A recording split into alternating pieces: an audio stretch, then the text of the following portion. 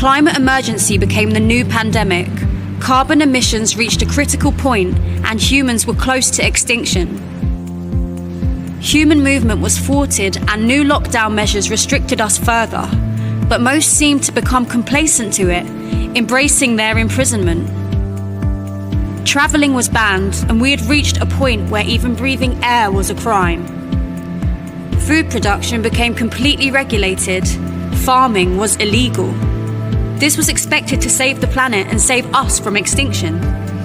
With food production levels heavily monitored and people's bodies wired, they could now be fully automated.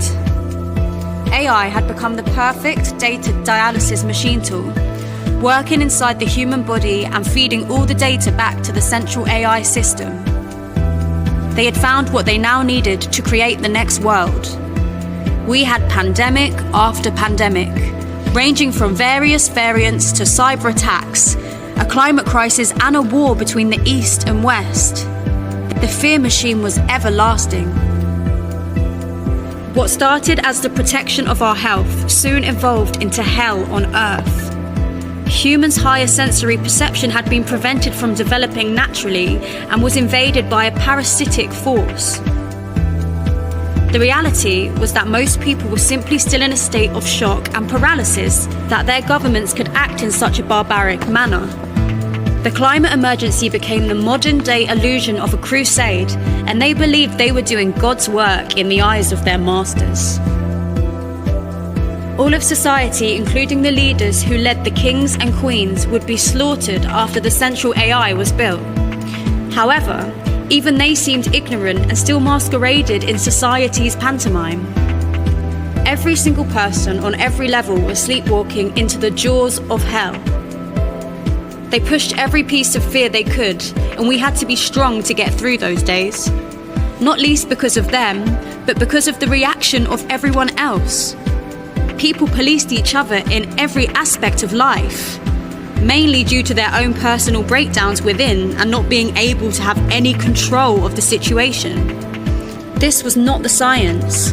This was a technocratic takeover only leading us to a dead dystopian society where we could barely exist.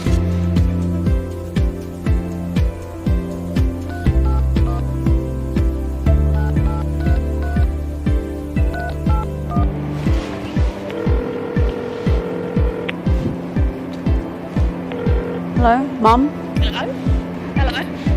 Hello? Hello, Mum? Oh, wait up, who's that? It's me. Wait a minute. It's Jara. Hi, Jara, how you doing? You're right, It's you, Mum. Oh, I miss you too, yeah.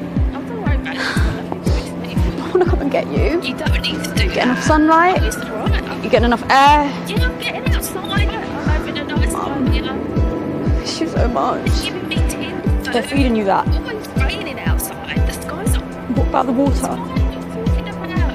It's alright. Mum? The sky's raining. Is that you? Who am I speaking to? It's me. It's Jara. I don't know who it is, so you must have the wrong number. Who's that? Mum? Mum!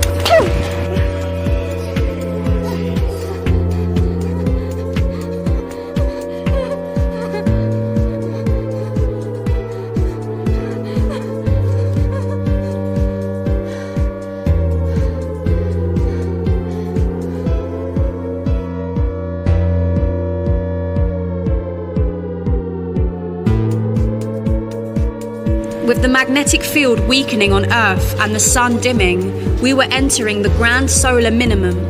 The weak, depressed leaders of our world used it to manipulate and further the power of the central AI.